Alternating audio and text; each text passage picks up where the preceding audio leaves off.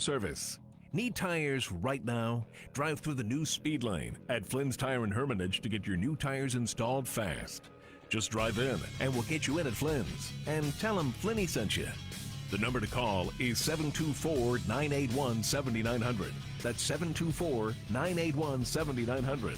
It's the Pick Sports Line live on News Talk 790 WPIC and Sports Radio 96.7. Hi, I'm Jillian. Hi, I'm David. And now it's time to start the show. Here are the hosts, You Winger and our daddy, Bob Greenberg. We are back. Yes, we are. The Pick Sports Line, presented by Flynn's Tire and Auto Service, flynnstire.com. And we are broadcasting live tonight till 7 o'clock on 790 WPIC, Sports Radio 96.7. We're on the iHeart app, streaming live on our Sports Radio 96.7 Facebook page. You can post a comment or a question there. And, of course, at X, at Bob Greenberg, at Ringer U, and Mr. Cleveland is back, at Mark Slazak. And we are back, and lots to talk about here tonight. Of course, Steelers on Monday Night Football, always a big night. And we'll be discussing the Steelers here in hour number one, also the NFL. At 5:30, because we're a little bit jam-packed tonight, we will be revealing the Mailers Insurance Mercer County Athletes of the Month for the month of October, male and female. At 6:05, Jerry DePaula joining us, talk about all things Pitt. How about those Pitt Panthers, 7-0 for the first time in over 40 years, ranked in the top 20, and getting ready for a huge showdown Saturday night at nationally ranked SMU. At 6:20, how about stories? The Greenville Trojans, what a big story they have been. Their second-year head coach, Mike Menard, will join us live here on the program at 6:20. We have Tom Reisenweber at 6:30. District 10 playoffs begin, and we'll jump in with Tom all about that. And then we'll close it off with a high school football recap and our final Pigskin Pick'em of the year as we crown the Experts champion and also break one last tie for the Vase Pub and Grill gift card. So stay tuned for all of that. And Hugh Ringer update. If all things go well, we expect him back next week. That's per Hugh. He was on the IR, kind of like Roman Wilson got put on today. And Mark is back. Again, we appreciate Mark coming in. And he is obviously very excited about life with the Cleveland Browns because he is out in public with a Cleveland Browns jersey on. At least into the studio. I didn't go anywhere else but home to here. But the idea, I've got my 1980 Brian Sipe MVP jersey on. But, some people say, is that a Halloween costume or is that you supporting your team? Maybe a little bit of both. But, it's nice to be back from the dead as a Browns fan. Last week was pretty darn low. This week, much, much better. And maybe after watching Jameis Winston in the same offense that Deshaun Watson played in, and so many plays down the field. I think he had just one less 20-yard plus play down the field than Watson had in the entire season in just one game yesterday. So maybe that was the issue. It sure seems like that. But it's nice to have a win, and there's not many of them, so I'm taking advantage. If they're going to call me Mr. Cleveland, might as well dress the part, right? And as I tweeted yesterday, thank you, Cleveland, for the first time in my Twitter history, because as Steeler fans are aware, Cleveland beating Baltimore has put the Steelers now into first place. And if they win tonight, they will have a game lead going into the bye. So the Cleveland win, no question, did some benefit for the Steeler fans. So we're all happy about that. Yeah, they got half-game lead right now. But if they lose tonight, then they only have a 3-game lead on the Browns. And they play head-to-head 2 more times, so it could be tight there. You got to keep an eye on Cleveland now. Well, despite being in the bottom of the standings, now you win one game. It's like, is there a chance? Is there a chance? I don't know, but yeah, it's not likely. But you never know. Right? It's the NFL. It's not likely, but why not enjoy it? Browns with a nice win over the Ravens, and we've done it many times in describing players in high school football that have the ability to get away from a pass rush. And we even had it, on the air, we had a discussion, is Houdini still a name we can use because he's, back from the 30s? And several times on the broadcast yesterday, they described Lamar Jackson as Houdini. I think from the high school level, we could just say, like Lamar Jackson, he was unbelievable in getting away from sacks. It was just totally incredible to watch him and the frustration as a fan that you have. And I can imagine it's probably 1,000 times more as a player trying to get him down. He is an amazing, amazing player. Yeah, no question about that. Talking about amazing, the Pittsburgh Steelers tonight are on Monday Night Football. You're not going to give the jinx stats, are you? At home. You can't jinx anything. You can't jinx it when they just won't lose. Steelers have not lost at home on Monday Night Football. They've won 21 in a row, dating back to 1991. Team that beat him in 91 was the New York Giants. New York Giants. Don't jinx them. Daniel Jones is 0-7 all time on prime time. Oh, well, that's the reverse jinx, and now you're throwing all the ammo on the fire right there. I mean, isn't that that's incredible stat? Yeah, it reminds me of the stats that they used to have when the Browns were trying to win in the Three Rivers Stadium, when it was like 1,000 years in a row that they didn't win. But yeah, that is an amazing stat. Pittsburgh has been a fantastic team in primetime games. It doesn't matter to Monday, Thursday, Sunday. They have played extremely well in primetime games all through Tomlin's career, even through going back through for Bill Cowher as well. They've been very, very good in primetime games. And I remember they were so good. There was a few years where the Ravens actually lobbied to the NFL not to schedule them at Pittsburgh on a night game because they knew it's basically a loss. So they thought it was unfair, blah, blah, blah. So the Ravens cried about it, and I don't know if it ever worked, but I know I've heard those stories through the media that John Harbaugh wanted those games to be moved off of prime time. But they played that one Wednesday game at 4:30, right? Exactly. Besides that one. They didn't want to play that night game, right? But when you think about that, it's been an incredible streak. One of the things, and Steeler fans love it, and from an outsider point of view, it is one of the coolest things in football is when the Steelers play at home. And it seems like it's even more so at night when they play Renegade, whatever they decide to play it, late third quarter, early fourth quarter, wherever they play it, and everybody doing the towels. It is an awesome, pump up moment for Steeler fans and for Steeler players, and that's one part of your home field advantage that is so darn cool. And I've seen other teams try to emulate it, come up with something, and is there a song? And there's nothing like it. And there's a whole bunch of stadiums that will play Sweet Caroline and change the words, and that's fun. But it's not powerful like Renegade is when the Steelers kind of need something. And they plan it pretty well as when is the best time to play that song and get the towels rolling. It's pretty cool to watch. It's usually, as you said, late third quarter, early fourth quarter, and they usually try to do it when the defense is on the field and they're trying to make a big stop. Yeah, big moments. And the team, the fans go crazy. And there's no question it's a unique situation. I was kind of a little bit torn over that. I thought, for a while, I thought it was kind of corny early on in its stages, but then as time has gone on, it's grown on me, and it's now a Steeler tradition, along with the terrible towel, that they will use that as much as they can to their advantage. I mean, there are certain times, I've seen it in baseball, certain closers get a song, and boy, this place could get up.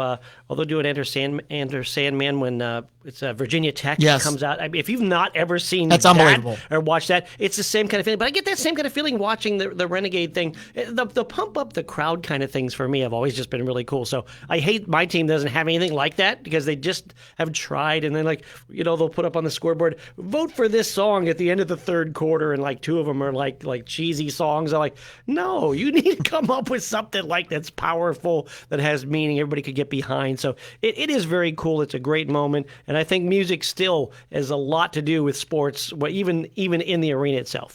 And if I'm a little blurry-eyed, you can forgive me because tonight will be the third primetime game in the last week for my favorite teams.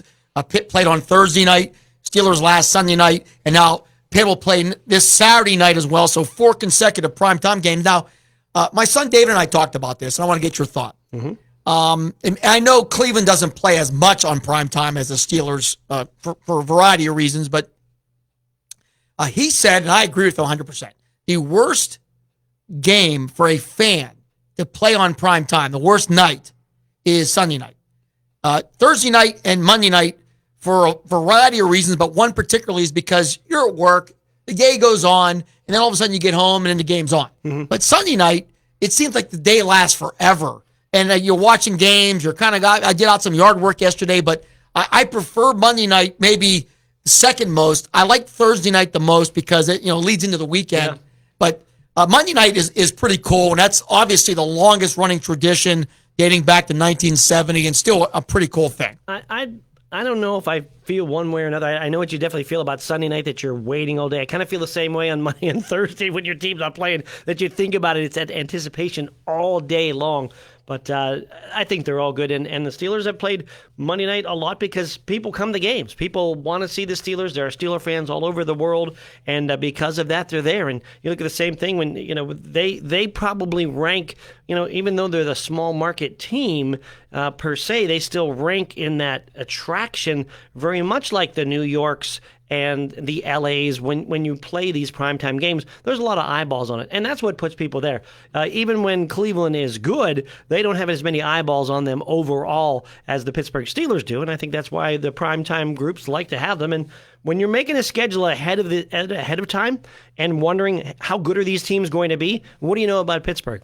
They're at least going to be 500. They are every year. So it's not like when you put them on prime time and you were 7, all of a sudden we're in week 8 and we put them on prime time and this team's got 2 wins. Those things happen.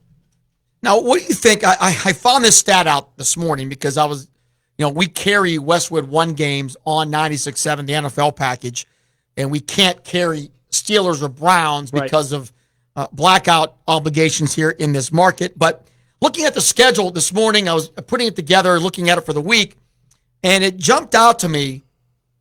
I didn't realize it at the time until this morning, and I had posted about this earlier today, that the New York Jets and the New York Giants, after this next Thursday, because the Giants are tonight, the Jets will play again this Thursday on Thursday Night Football.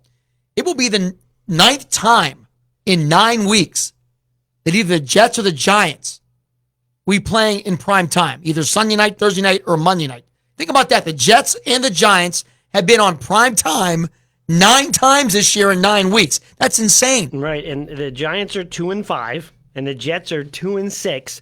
Now, the expectation for the Jets was much better. A healthy Aaron Rodgers, a pretty good defense coming back. Expectation was very high for the Jets team. That's why they got their primetime slot, and they expected improvement from the Giants as well. And when you make that schedule before the season starts, you got to anticipate, and networks are rolling the dice. And despite the fact, if you're going to miss on a team in prime time, it's better to miss on a New York team that's going to get a lot of eyes on it regardless because it's from New York than to miss on Tampa Bay against Cleveland where they may not get anybody to watch. Yeah, and they have the flex scheduling rules now. But that's further down the road, No, right? they've already started with that. I think on the Sunday night game with Minnesota and Indianapolis was a flex game this week. That was originally was a different game, and it got moved off. Can they do that any week? Now, I know it used to be after week 10. Obviously, they moved it up if they already did one this week. But that used to be like the flex. It had to be any time after a certain week when they can do that, which makes a little bit more sense because you could end up with a really bad game on prime time. There's no doubt about it. After, I think the networks have, you have 2 choices up to week 10. Okay. And then after week 11 and more, then the league takes over and they can make the decision on flexing games. They're obviously looking to put the best games on in prime time. Yeah. Now, when you look at that from the fan standpoint, if you're a season ticket holder or even somebody that holds a ticket for one of those games, that could create quite a mess for you on your plans to get to a game if a game's been moved to prime time. It's a disaster. Or if you were planning on a night game and it got moved back to a 1 o'clock game. There's a lot of things that go into that. So it'd be nice if they wouldn't. I mean, from a watching standpoint on your TV, it's like, yeah, let's get the best game. From the other side, it could be very difficult. I think they require up to 10 or 14 days. I don't have it in front of me, but I know there's at least a week plus max or minimum of you have to alert the fans and the teams of the games being moved. But as an example, I had posted in a couple weeks the Steelers and the Ravens right now is a 1 o'clock game, and the Sunday night game is not very attractive that week. And I had speculated that there's a pretty good chance that game could get flexed to Sunday night. And I had one of my followers on Twitter said, "Wait a minute, no. I'm coming up to see the Pitt Clemson game on Saturday. I got to drive back to Virginia Sunday. I can't watch the Sunday night game. It's no good for him. And there's part of that. Now let's just not this is a scenario that would have happened, but people that were going out to watch the Steelers in Vegas, and maybe their flight plans or whatever were all aimed for a 1:00 game. And everything they had planned, and they had planned for months and months ahead, flights back or whatever, and all of a sudden now this game's a night game. It's hard to sometimes switch flights and do all those things and hotels and reservations and maybe even your obligations of getting back to work on Monday if something got flexed. That's a mess. So it's not as easy as it appears. It is great for the people that are watching. Would you rather watch the best game on Sunday night, or would you rather watch whatever's on the schedule? I think most people on the watching side would watch the best game. And when it comes down to just NFL, they're about making the money, not necessarily about taking care of the fans. NFL's flexible scheduling period begins on the Sunday of Week 5 and lasts through Week 17. Mike sent that to me, and Mike is a season ticket holder for the Steelers, and he says it sucks when they change the times of the game when you plan on going. Yeah, I think it would be, and even in a week. I mean, people often have a little bit more of a plan of going to a game. It's not a lot of people that are going last minute based on the time of the game. So I think that whole idea of flexing is good and yet bad. I think it's bad for the fan of that team that's going to the game, and probably great for everybody else. And I'm guessing, I just got Hank reminded me about the World Series tonight. Yeah. So you got the Yankees playing Game 3, and you also have the Giants playing tonight on Monday Night Football. So that doesn't really help either one of those audiences. I'd imagine there'll be some flipping back and forth if the one game's better and the World Series gets bad, whatever. But that is interesting that the networks are competing for the same audience in some cases. Which you wouldn't know either when you start the season that who's going to be in the World Series. I don't think they were counting on the Yankees. They hadn't been there since 2009. So, they were scheduling that. But, the Yankees and Dodgers, that's a whole nother story of what they're going through. And into prime time as well. So it'll be interesting to see who watches what. And I think you were right when you said it's probably going to come down to the quality of game as to what people will watch, and probably the same for me too. 724-981-7900 if you have a thought or a comment. I saw this tweet yesterday by Jay Glazer, who is a pretty well-known insider for Fox NFL. He's also a confidant of Mike Tomlin. So, there's been a lot of stories that he's able to break because Mike Tomlin likes him and trusts him. But Glazer posted this yesterday, and it's interesting to me. He said, and nobody else had this story. I mean, I'm talking about nobody in Pittsburgh. He said, Justin Fields tweaked his hamstring late last week. I'm guessing is what he meant. He said this, but I'm assuming he meant late last week. It'll be all Russell Wilson tomorrow night. And while the Steelers had packages for both tomorrow, it'll likely not have to wait for another week. So the first question I have is this.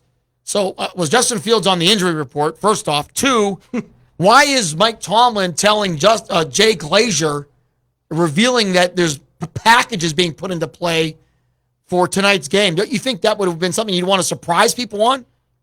I'm going to say, first off, probably not on the injury report, because that's probably the injury reports of today are probably worse than they've ever been in ways of just things not being reported outright as they should be.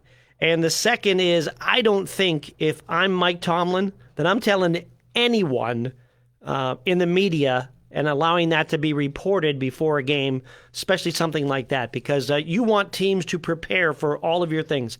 I talked to a lot of football coaches, and they say if we can get them to take 15, 20 minutes out of their practice to have to think about Justin Fields' packages and running, then we are doing our job, even if we never plan on using him. We want the teams to be spending time on all of these things that we have shown. Even though we won't use them, their time is spread out so they can't concentrate on one item. I can't imagine Jay Glazer got that directly from Mike Tomlin. I don't know. He's connected. There's got to be other people there too. And I often find in my world that it's not the head coach that spills the beans. It's somebody else on the staff or along the way that is more than likely to give you that little nugget. So just to confirm, there will be no fines this week for the Steelers because on the official NFL.com injury list, Justin Fields is listed with a hamstring and he is questionable. So I don't know if that was put on today or yesterday. That's another question. But at least today's injury report, Fields is listed on there, so that is interesting to say the least. But I don't know. I mean, I don't think it's a major surprise because there had been talk about using Fields, and Mike Tomlin was even asked last week if he had considered putting him out there, and he said no. And there were some, goal line packages. Maybe you thought maybe using Fields would have been a better alternative, but it clearly now there's no way they're going to put him in with an injured hamstring, would they? Not likely. No. Not likely, but you don't know how much the injury is. I guess it'll be interesting to see when they list the inactives, and I don't know what time they do that for Monday Night Football, to see if he's listed as the quarterback 3 or as the quarterback 2 tonight. That might be something interesting to take a peek at with Justin Fields. And I think if you even go back to preseason, Bob, Coach Tomlin had mentioned early on that he says Fields was too good to keep off the field, so there may be some things that they will use with him and want him to possibly have some of those packages to be in game. So I wouldn't be surprised if healthy that he plays, and I was actually a little bit surprised he didn't get a couple carries last week. Yeah, I was surprised too. Yeah. But who knows at this point? But I think it's only a matter of time. Now, of course, there are the Steeler conspiracy theorists out there that are speculating that is it possible, because there have been some teams that have maybe even mentioned that Fields would be a good trade bait, and maybe they're holding him out not to take any chances with any injuries because, if he gets injured, then he has no more value. But I find it hard to believe that the Steelers would trade him away this year, considering where they're at, considering Wilson's age, and if Wilson would get hurt, then you go to Kyle Allen, you might be unraveling the entire season, and that would not be worth really any type of a draft pick. No doubt. He's been proven to show at least that he can win football games in the NFL this year, and I think that's why you'd probably hold on to him. There were even rumors today, Bob, about the Browns wanting to trade Jameis Winston, and rumors about that today because look how good he played. Maybe you can get a second or third round draft choice. You're 2-6. You should think about it. And who knows? The thing that's hard about this time in NFL trade, and you got to keep this in mind, it's very rarely that you're going to get a player from somebody else that's going to help you. So if you trade Justin Fields for a draft choice, that leaves you vulnerable for this season and you don't get that player to help. People say, oh, you trade him and you'll get, let's trade him to Miami for Waddle. That's not happening. You're not going to get that. You might get a 2, you might get a 3, you might get a 4, somewhere in there. You're not going to get a player in if you trade Fields out. Brandon Ayuk's not coming. Well, yeah, you could trade for him now. He's hurt, torn ACL. Yeah, he's on the way. But you just don't get that during the season. Very rare in NFL do you see a player coming for a player-for-player trade at this time of the year. The good teams that might be still good enough to want Justin Fields are not going to give you a piece of their starting lineup. Just not going to happen. And the bad teams are not going to trade for Justin Fields because his contract is done this year. So you're trading for the possibility of a rental. If he had 2 more years on a contract and you could trade him to a middle of the road kind of team, you might get a pretty good pick out of that. Or if there was a team really, really desperate because they feel that's the only piece they need. And I don't know if there's a team out there right now that would say, we just need Justin Fields to make it to the Super Bowl. Is there a team that is saying that in the NFL right now? No, and Justin Fields would take us to the promised land. And I would agree. I think at this point, his future still, as a Steeler, I think is still in question. I don't know what they're going to, we'll see how it plays out this year, but the Steelers will have to make a decision, I'm guessing, at the end of the year with one of these 2 guys because they're both on a 1-year deal. Right, and that's always it. That you can't ever anticipate anybody coming back. You could hope they come back. You could have the black and gold mentality. Oh, no one will ever go somewhere else for the Steelers. Oh, yeah, it's not all black and gold. It's about the money. And it doesn't matter how much they love playing in Pittsburgh. If someone's offering you a starting job for 10 times more money, there's a really good chance they're going to go. So those kind of things are out there. So the Steelers are kind of in a risky spot right here. Right now they got 2 of them, but both in that same scenario. And, already there's also rumblings that Justin Fields wants to be traded because he's not the starter anymore and he had it and I didn't do anything wrong. That seems hard to believe. But Does it in today's world? Does it really seem hard to believe that a guy that was the starter, that was 4-2, is suddenly demoted and he's not disgruntled at all? Some will be public, some will not, and many people say nothing. I'm not saying all. No, but I'm his not surprised. reaction after in his interview talked about how he wasn't good enough and he understood. And I think, he handled it so professionally. I But find it that's hard to but believe. You say all the professional things until you get to the next spot. That might be his agent. talking. Absolutely. You tell him exactly to say these things. No one's going to go out and say, I am so angry and disgusted. You're not going to burn the bridges in the place you are. And who knows what he would say if he went somewhere else. He might say a lot more. But then, in your professional career, there's a lot of things that aren't said until your career is over because you don't want to, get labeled as a bad guy in anybody's locker room. 724-981-7900. We're going to take a break and come back. And as I discussed in our opening, just a slight tweak to our format. We're going to come back and reveal our Mailers Insurance Athletes of the Month. Then we'll come right back and discuss more Steelers and NFL talk. So stay tuned. The Mailers Insurance Athletes of the Month coming up next. You're listening to the Pick Sports Line presented by Flynn's Tire right here on 790 WPIC Sports Radio 96.7. Joe Flynn here with Flynn's Tire. Let the Flynn's Goodyear credit card help you save all season long. Get up to $200 back. Buy online or mail-in rebate on a set of 4 select Goodyear or Kelly tires when you use the Flynn's Goodyear credit card. Offer valid on purchases made October 1st to December 31st, 2024. So when you need tires, just drive in. Flynn's will get you in today. And tell them Flinny sent you. The Goodyear credit card is subject to credit approval. Terms and conditions apply.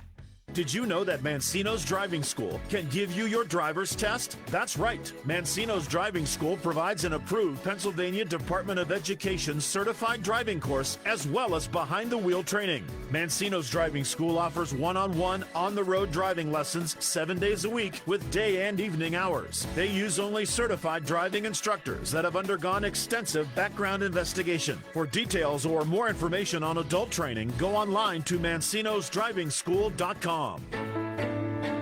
Simmers Crane is proud to support local companies that are keeping our valley strong. The demand for workers has never been higher. If you're looking for work, now is the time to rejoin our workforce. No matter what your skills or education, our valley needs you. Hi, this is Danielle Lannerman from Deering Compressor. Our valley is getting back to work, and we're focusing on training the next generation of skilled workers in our industry. We'll train you while you're on the job. We have immediate openings in welding and fabrication, assembly, general labor, engineering, and administration. Apply online at DeeringComp.com. Keeping our valley strong, brought to you by Simmers Crane, highlighting local businesses that are looking for good workers now. Find out more about Simmers Crane and our current openings. Visit SimmersCrane.com. That's SimmersCrane.com. I'm hungry. Well, I know just the place to go. They got what I like? Oh, yeah. Win? Wait, what about drinks? Well, it's a bar and grill, so yeah, you're covered. Win-win? Speaking of win, they've got gaming too, so you can Win. Come sit down for a great meal, a great drink, a great time, or all three. Vase Pub and Grill has just what you want. So come by for good eats, cold drinks, and the latest ways to win. Vase Pub and Grill, East State Street, Hermitage. I'm Jarrett with Pineapple POS, and we're celebrating 20 years of helping restaurant owners with free hardware, a $5,000 signing bonus, and free local service visits. Call my direct line at 330-953-3400.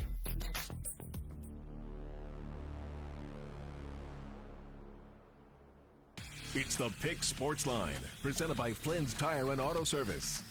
Need tires right now? Drive through the new speed lane at Flynn's Tire and Hermitage to get your new tires installed fast. Just drive in, and we'll get you in at Flynn's. And tell them Flinny sent you.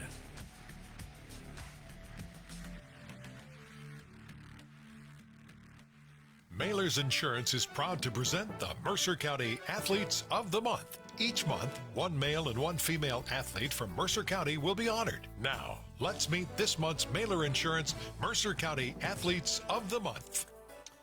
And it's that time. Our Mailer Insurance Mercer County Athletes of the Month, 2 outstanding winners here from the month of October. They performed at a very high level, stood out in their respective sport, and well deserving of this honor here tonight. Let's first talk about the male winner. The Mailer Insurance October Mercer County Male Athlete of the Month is Santino Toscano, the District 10 champion golfer out of Wilmington. What a run that Santino Toscano had. Not only did he win his first district championship in a spectacular fashion, but he also was the top male finisher, finishing 10th in the state tournament this past week in Penn State. Santino's only a sophomore. Had a chance to interview him after he won districts. An amazing story. He only came out for the sport 3 years ago after the urging of his very well-known grandfather, Harry Toscano, the former professional golfer who played on the PGA Tour. And the sky is the limit for Santino. There's no question about it. So congratulations to Santino Toscano of Wilmington. He is the Mailer Insurance Male Mercer County Athlete of the Month. Yeah, no doubt. What a great year, as you mentioned, District 10 champion. And I love this story about Grandpa as well. Now, I don't know if you dig that any deeper in that story. Is that when he just started golfing 3 years ago, or is that just when he decided to become a part of the team? That is, he told me, and there'll be more when I interview him again. Yeah, that's the urging of his grandfather to go out for the sport. To do the sport. That is awesome. And obviously, there's the great ability in that family for golfing. Looking for great things from Santino, only a sophomore. And of course, if you didn't hear the story, at districts, he shot 67 the first round, had a big lead, had a 5-shot lead going into the final hole, and he scored a 9 in that hole, including a ball out of bounds, ended up winning by 1 shot. So he held on, and I saw the emotion there, and I didn't know what happened when I saw it. And then I realized once I was told, pretty amazing stuff there for him to hold on, but he did. And looking forward to getting the chance to talk with Santino here later on in the week or maybe next week. Let's go to the female side, and we're going to stick with the sport of golf. One of the most decorated golfers in District 10 and Mercer County is Kate Sowers. She is our Mailer Insurance Female Mercer County Athlete of the Month. She's won this award before, and she won the District 10 championship in spectacular fashion up in Meadville. And then Kate took second place at the PWA tournament last week, becoming the first Mercer County girl to ever finish runner-up twice in the state championship. She's only a junior. She has one more chance to become the first ever to win a state title. She had a 1-shot lead with 2 holes to go.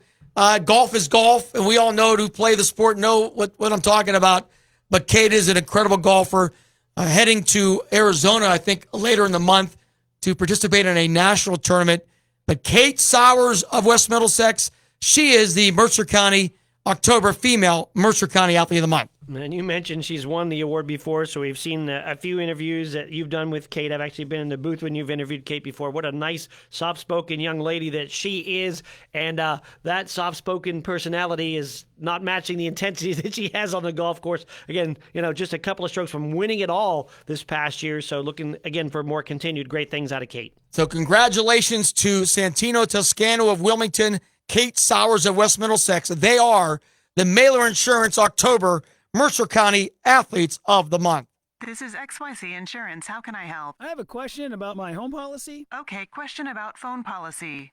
Home policy. Okay, gnome policy. HOME, home. Technology is great, but sometimes it's better to talk with a real person. With Erie Insurance, you have a caring, independent agent who's with you from beginning to end. Your local Erie agent is Mailer Insurance. Get a quote today at mailerinsurance.com. Mailer Insurance, a Reinhardt's agency affiliate. Go to erieinsurance.com for company licensure and product details. Congratulations to this month's winners. The Mailer's Insurance Athlete of the Month Award is open to any Mercer County high school student who participates in any sport that's recognized and funded by their school. The winners will be selected by the staff of News Talk 790 WPIC and Sports Radio 96.7 on the first Monday of each month. If you have any questions or comments, please contact Bob Greenberg at Cumulus Media or go online at reinhardts.com.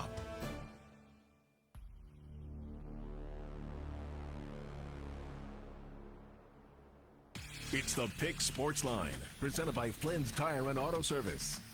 Need tires right now? Drive through the new speed lane at Flynn's Tire and Hermitage to get your new tires installed fast. Just drive in, and we'll get you in at Flynn's. And tell them Flinny sent you. And we are back, Pick Sports Line, Bob and Mark. And if all things go well, my longtime co-host, Hugh Ringer, is expected to be back next Monday here in the studio. So our fingers are crossed there. Not that we don't appreciate you, Mark. You've been a fantastic fill-in co-host for the last month. And I appreciate that. It's been great to have the opportunity. I got a nickname on the show now too, officially Mr. Cleveland. So it's all good. I hope I've been able to give you a different perspective and not just the constant Steeler love fest. Whoa. There's no love fest here. What are you talking about? There are some weeks I feel that it's like that. I'm going to have to say from the outsider's point of view, and this probably doesn't that go well to the Steeler fans, but I kind of like sometimes when the Steelers would lose because then maybe you and you would have a little battle and something more to say and get it fired up a little bit on Monday night. That was always a positive for me from that listener side. Well, I'm just sad it didn't happen, that I couldn't do this more during the baseball season because you guys make me cringe when you talk about baseball and some of the stuff you guys talk about. You guys are in-depth and all in on football, and sometimes your baseball talk. Maybe I can get a regular segment in there in the future somehow. We could have the Mr. Cleveland baseball segment. I'll lobby for that. Let me explain to you how this works, Mark. We try to provide content that people want to hear. Oh, I got you. Me talking about the Pirates in last place for more than a minute will be a turnoff for a lot of people. But sometimes you would go to my side and talk about the Guardians in first place, and it still was just the same 30 seconds. That's all it was. 724-981. And it won't get no seconds. That's no 20 seconds. Tonight either. That's enough. I'm not even going to extend that discussion. I got Steelers are on Monday Night Football. Do you know that? And they're in first place. What else do you need to hear? I do know they have a half-game lead, and they're in first place by themselves because of the Browns beating Baltimore. I know all about it. Steelers tonight will be interesting because they're coming off a very emotional win. Beating Aaron Rodgers and the Jets. They're playing at home against a Giants team that is in much need of a win, and it will be interesting to see how the Giants play. Steelers are heavy favorites. This is one of those games that makes me nervous as a Steeler fan because all the numbers line up for a Steelers victory, but that is exactly when in the history of Mike Tomlin, when occasionally he and his team will lay an egg. And I don't think they've had that game yet this year. It seems like that was often the game. You thought, well, maybe that game out in Vegas or when they go west, that's kind of the times they lay an egg. But they've had pretty good success, played well, had an opportunity to win in all the games so far this year.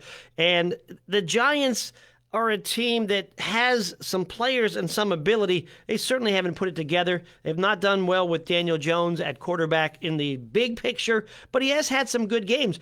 And Malik Neighbors, who's coming back this one game now back. He played last week off a concussion. He's really, really good. He could be a game breaker. There's no question. That'll be one of the concerns tonight because Neighbors is the guy that could take the top off the offense. Looking at some of his stats, against the Cowboys, he had 12 catches, 115 yards. He's had 23 first downs this year. So he's one of those guys that will get a lot of focus. I think for me, what's interesting to me is this. What Russell Wilson will we see tonight? Last week, the emotion of his first start, was, kind of a storm of activity to get him on the field.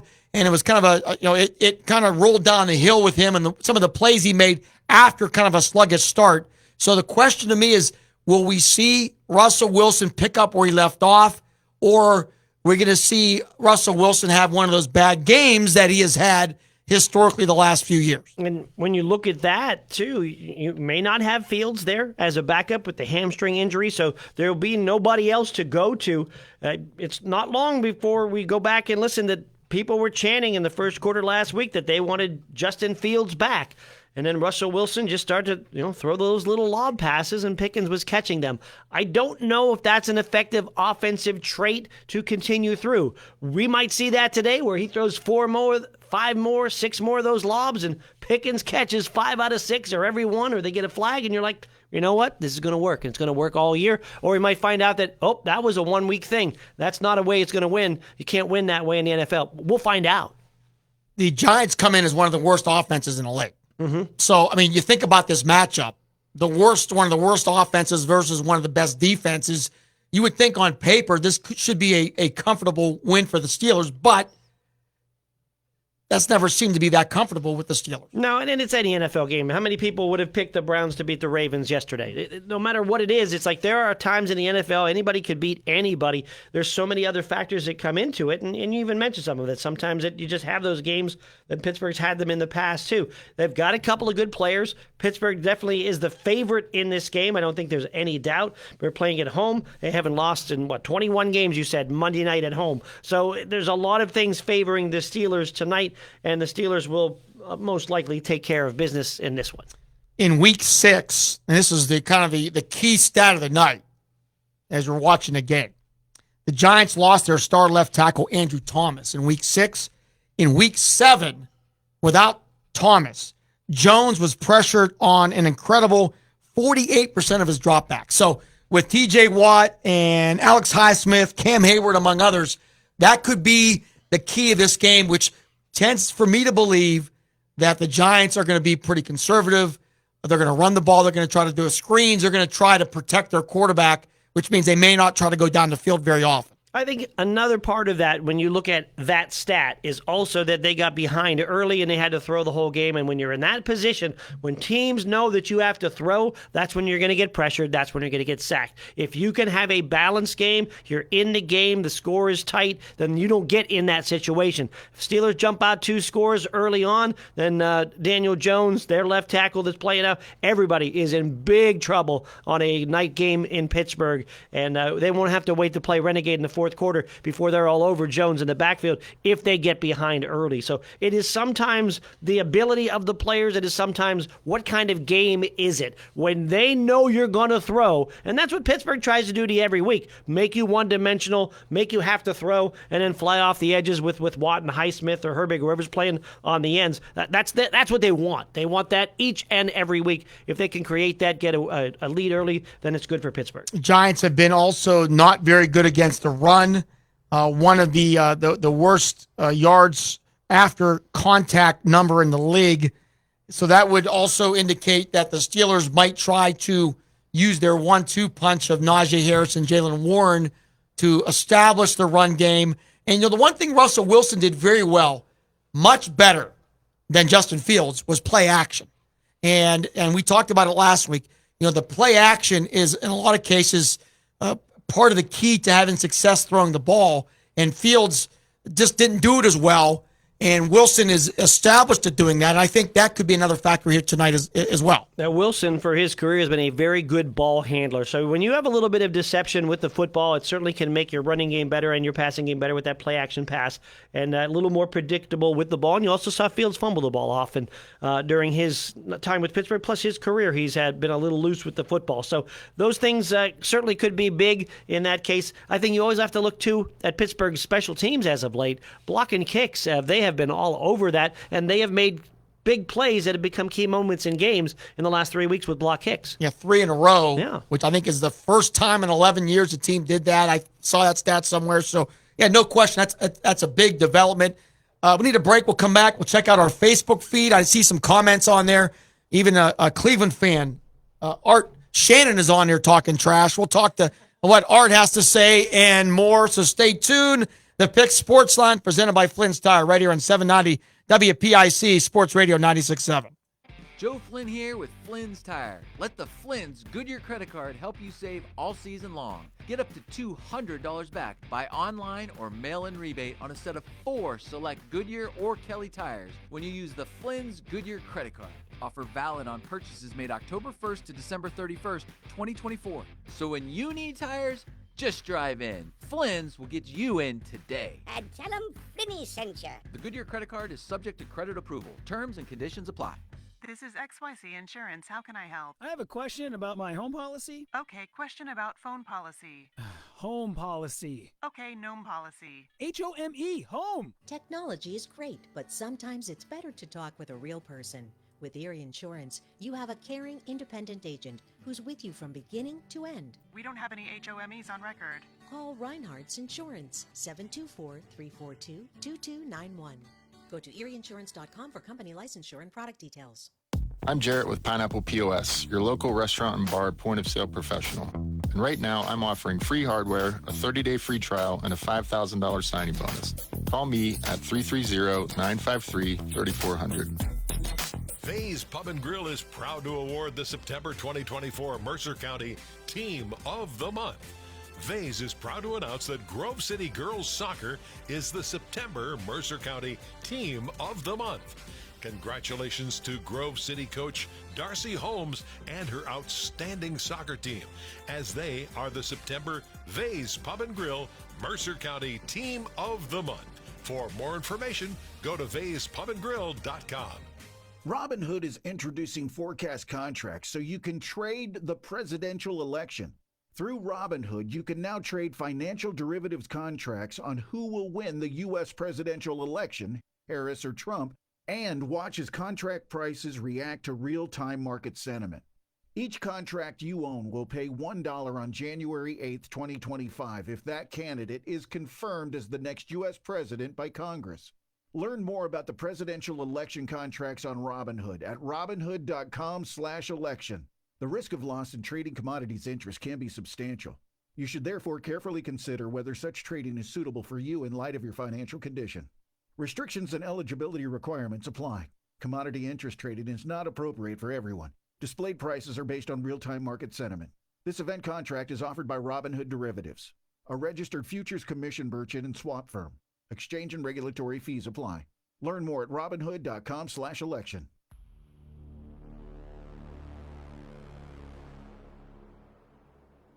It's the Pick Sports Line, presented by Flynn's Tire and Auto Service.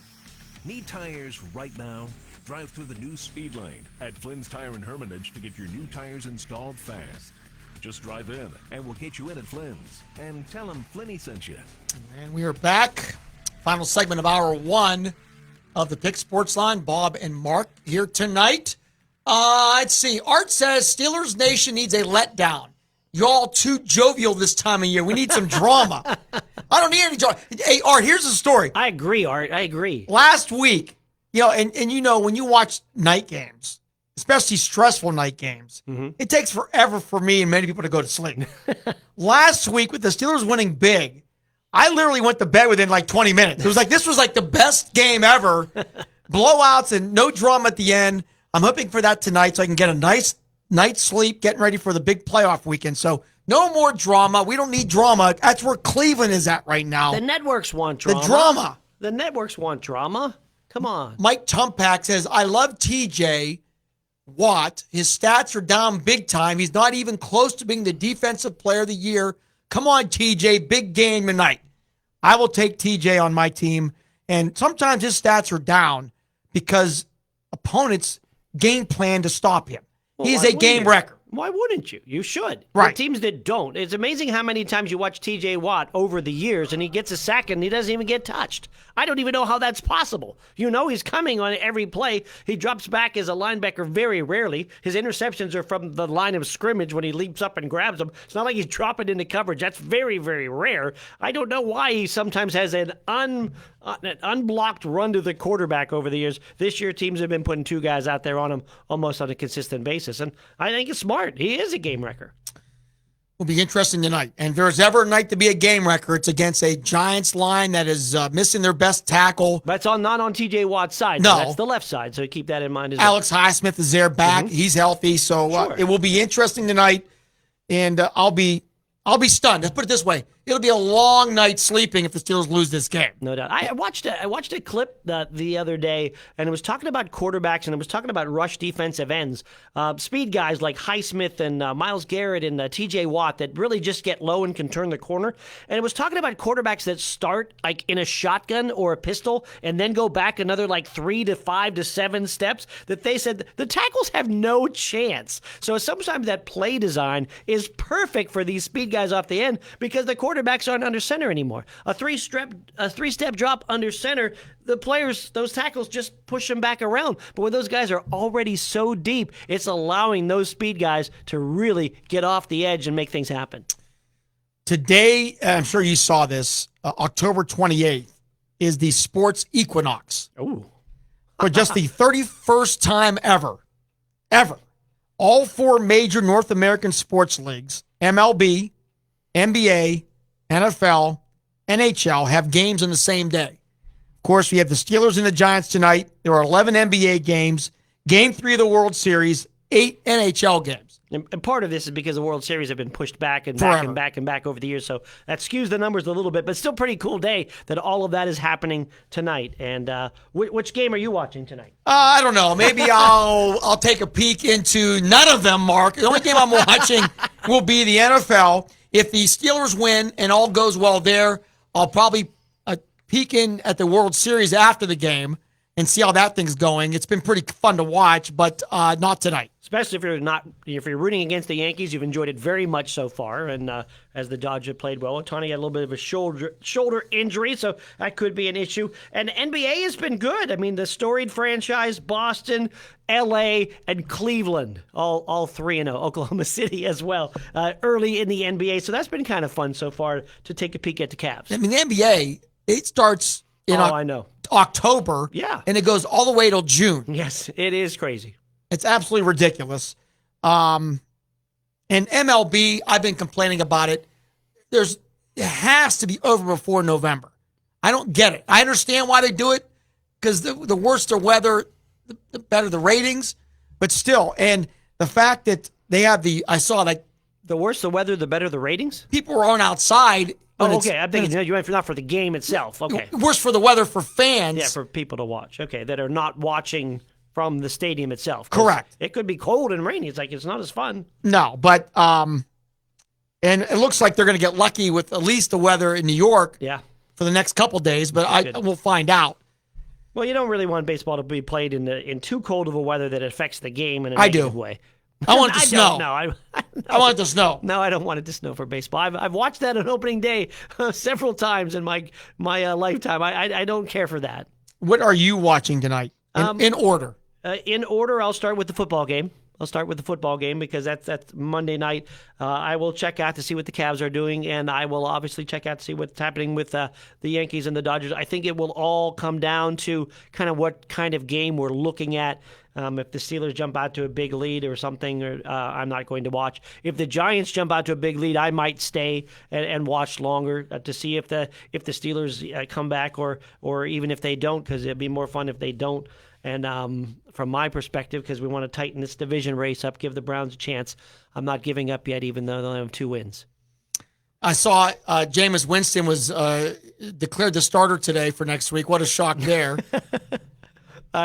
DTR did have a finger injury. I don't know if that was the reason why, because it was weird, Bob, going into the game that Watson got hurt.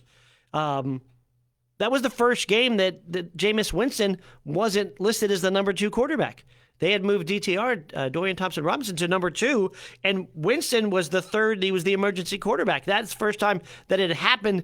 There were rumblings that Winston, when he just wasn't maybe the greatest guy to have around, and some crazy stuff that he would just do his own plays in practice and games and not what was called. So I don't know how much of that is true, but on the field, he did good enough. He threw a couple of balls to the Ravens that they chose not to catch. That was good. Yeah. Like the game-sealing interception, which would have... I think there was 4 opportunities that the Ravens had, including a game-sealing one to pick off. But that's why those guys are on defense, Bob, because they don't make those catches all the time. And it's better to be lucky than good. That's right. And sometimes it's better to have just any kind of luck. And the Browns finally had a little bit. They even had a field goal that hit the upright and went in. Hey, stay tuned. We have Jerry DePaula talking about Pitt football. Huge week for the Panthers. We have Mike Meadow of the Greenville Trojans. What a year it's been for Greenville. And Tom Reiselman joining us as well. Stay tuned. The Pick Sports Line back after the top of the hour break on 790 WPIC Sports Radio 96.7. You're listening to News Talk 790 WPIC Sharon, Hermitage, and Sports Radio 96.7 WLLF Mercer, Hermitage, a Cumulus station. This is the CBS World News Roundup Late Edition, sponsored by Progressive Insurance. I'm Cammie McCormick. 8 days left until Election Day, and a day after controversial comments by a comedian at a Donald Trump event in New York. He called Puerto Rico an island of garbage. CBS News correspondent Natalie Brand has more on today's campaigning. Trump, looking to move on from the comments, is campaigning in Georgia, first stopping at a faith summit with pastors working to rally the evangelical vote. That is a lot of religion out there. That's pretty good. He will rally later tonight in Atlanta as both campaigns fight for any remaining undecided voters and urge their supporters to turn out. Kamala Harris is campaigning in Michigan. In Oshkosh, Wisconsin, Bernie Sanders. We don't have to hate each other because of the color of our skin or where we were born. So when anyone tells you what this election is about, that's one reason of why Kamala Harris has got to be elected president of the United States. In the Pacific Northwest, police say they've identified a suspect vehicle connected to fires at ballot drop boxes in Portland, Oregon and Vancouver, Washington.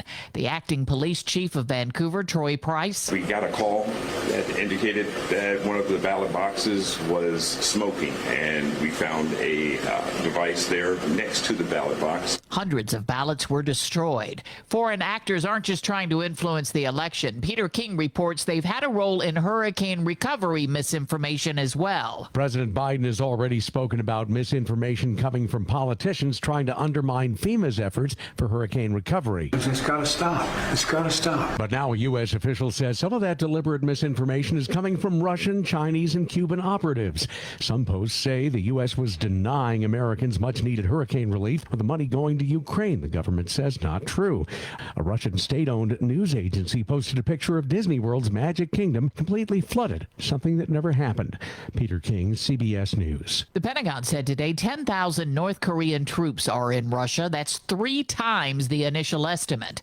The NATO Secretary General called it a significant escalation. NATO calls on Russia and the DPRK to cease these actions immediately. Some of those troops are believed to be close to Ukraine's border. Israeli Prime Minister Netanyahu said today he seeks peace with Arab countries. Robert Berger has more from Jerusalem. Netanyahu made it clear that first the wars have to end, both in Gaza and in Lebanon. And once that happens, he hopes to achieve peace with Arab countries. CBS News on the hour. I'm Cammie McCormick. The Dow finished 273 points higher. This is CBS News. Progressive Insurance. What do your home and auto have in common? They're yours, and Progressive protects them both. Bundle today at Progressive.com.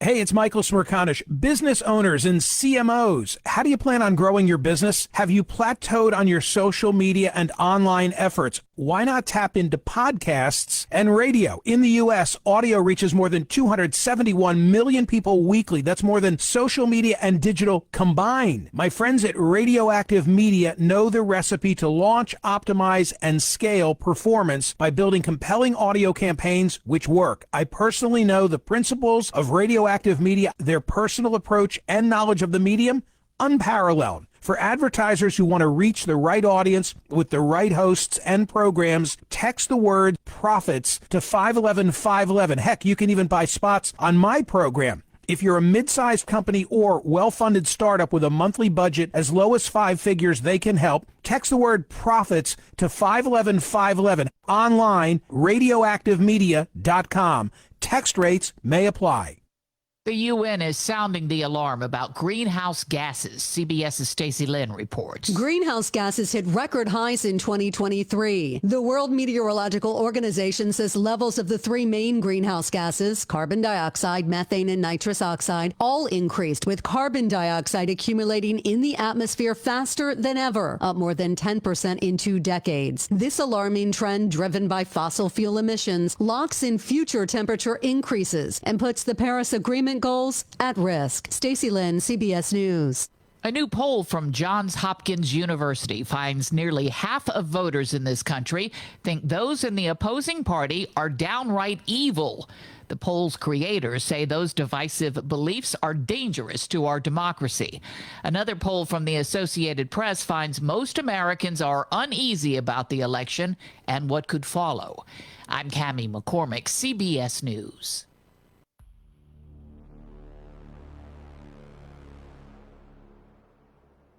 It's the Pick Sports Line, presented by Flynn's Tire and Auto Service. Need tires right now? Drive through the new speed lane at Flynn's Tire and Hermitage to get your new tires installed fast. Just drive in, and we'll get you in at Flynn's. And tell them Flinny sent you. And we are back, hour 2 of the Pick Sports Line. Bob and Mark, all goes well. Hugh back next week. And now joining us is Jerry DePaula of Trib Live and Trib Live Media, as per usual. And Jerry, the beat continues for the Pitt Panther football team, 7-0. It is getting to the Twilight Zone stages with some of their games and what happened last Thursday, but just your initial thought.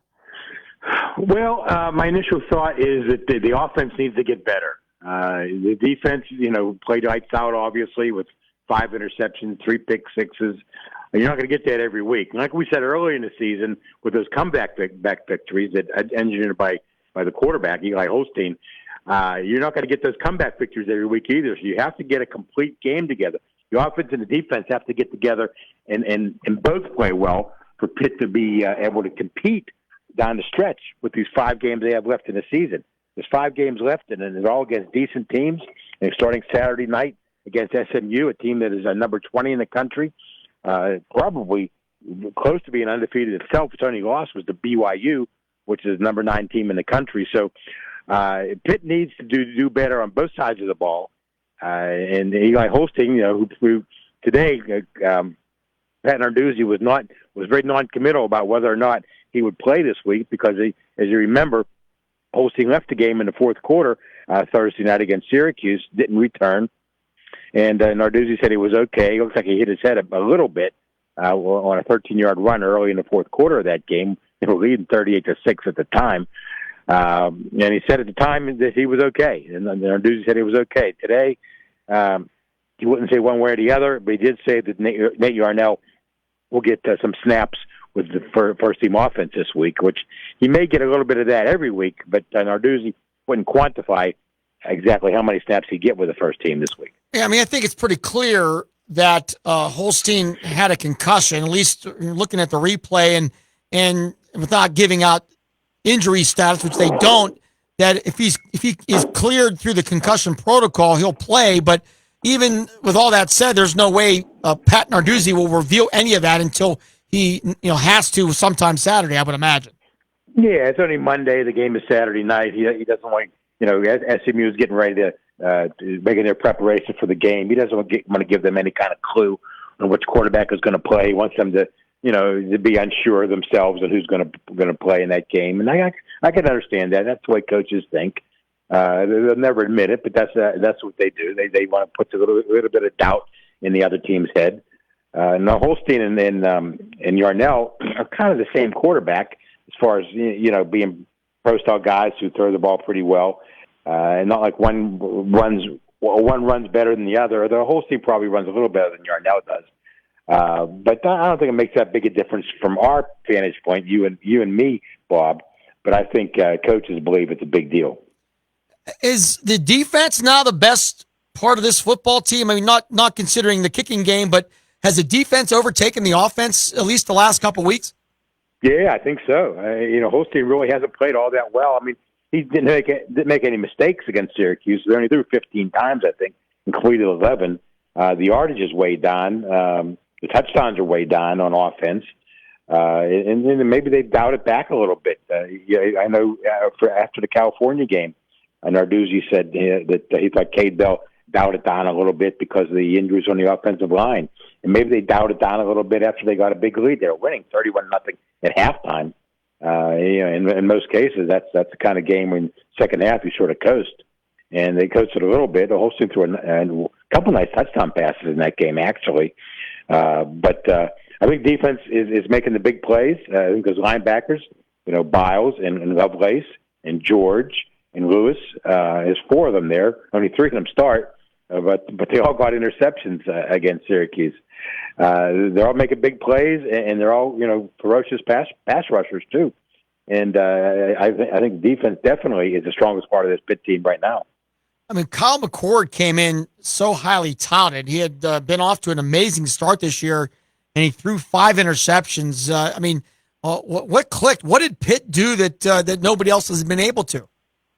Well, I think the way he talked after the game, the players and Narduzzi about how the film study helps so much. They knew the tendencies that McCord was going to go to, and where we like to throw the ball in certain situations, in certain alignments, which receivers he likes to throw to, and they really studied that hard. They said, and it worked because they were in position to bat some passes, turn them into interceptions, and get in positions to make the pick six. Right down the sideline where Sheen Biles, in the first interception of the game. I think it had a lot to do with athleticism and a want to. Guys really want to play well, want to be a good defense. And number two, I think they were just ready. It was in their head that they knew exactly what McCord liked to do. They got in his way the whole night. It seems like to me, and I'm sure you're seeing it as well, that Pitt still not getting a lot of respect. And they moved up one spot in the rankings to 18. They're sitting currently right now as 8-point underdogs at SMU. They were relegated to the ACC network Saturday night, not on ESPN or ABC. Is this something that you think Pat Narduzzi could use as motivator, or is that just something the fans cry about? We asked him about that today, and he obviously poo-pooed it. He wasn't going to talk about any disrespect. He said, we just want to be 1-0. We'll look up at the end of the season and see where we're at. Now, when he gets behind closed door with his players, and maybe some of the assistant coaches, when they talk to their players, I think maybe they will bring it up. Hey, they disrespect you. You're an 8-point underdog in this game, which I think is pretty high, don't you think? I mean, SMU, I watched that game Saturday night, Bob, and that quarterback, Kevin Jennings, had been playing very well, but he really didn't have much going for him against Duke. He threw 3 interceptions in that game. But yeah, they're not getting any respect. And it's part of it is the ACC. The ACC doesn't get as much respect as the Big 12 or the SEC or the Big 10. And that's a big part of it. Pitt hasn't beaten a ranked team yet. That has a lot to just do with it too. Yeah, they're beating some teams that are decent teams, nothing great. But they will. I was on the record. I think last week I told you guys they win the Syracuse game and the SMU game. I think they could be in the top 12 when the college football playoff rankings are released on election night, a week from tomorrow night. So I think that's a possibility if they beat SMU, and especially if they keep winning and they're 10-0 at some point after beating SMU and Clemson. If that happens, and again that's a big if, I think they're definitely are going to be in the top 12 and be a part of the college football 12-team rankings. I guess the big question mark is who's going to be quarterback. And I think, if nothing else, if Yarnell does play, we know what he's all about, and it's not a significant drop-off, but there's no doubt he's not the starter for a reason. Well, yeah, that's the reason they like the way Holstein conducted himself, in training camp and over the summer. And Yarnell, has only made 3 starts in his career. So Holstein has already had more starts than he has. And I think he's a better quarterback than Yarnell. Like you said, he was a starter for the reason. And Yarnell hasn't played at all this season. Well, he's played a little bit. I think he's thrown 26 passes overall in 4 brief appearances. But he can't be expected to be sharp, on top of his game like Holstein would be if Holstein was in there. So it's a huge drop off, and maybe I don't know. Maybe that has something to do with the points spread being as high as it is. I don't know. Maybe the Las Vegas knows something we don't know. But I think it's going to be a difficult game to play. I thought it was going to be a difficult game for Pitt to win even before this Holstein business came up. And after watching SMU Saturday night, I'm not as impressed as I once was. But they're going to be home. It's homecoming. By the way, it's their first home game after 3 consecutive road games. So their fans down there are going to be looking for blood. So it's going to be if Pitt can win this game, guys. I really think that they deserve to be in the top a college football playoff top 12. I mean, it seems like everybody I've talked to, Jerry, at least the Pitt fans I know, everybody's very cautious right now, and I think nobody wants to go to the even the thought that this team is potentially going into the playoff. But if they win this Saturday night, beating a top 20 team on the road, I think that changes everything. Yeah, it does. Yeah, like I said, I think it will. There'll be some believers out there. There's some doubters out there, obviously, because it hasn't beaten anybody yet. And although Cincinnati, isn't ranked, but they're having a decent season. West Virginia's 4-4, I think. Again, they haven't beaten a team that anybody really respects that much, and the ACC doesn't get any respect overall.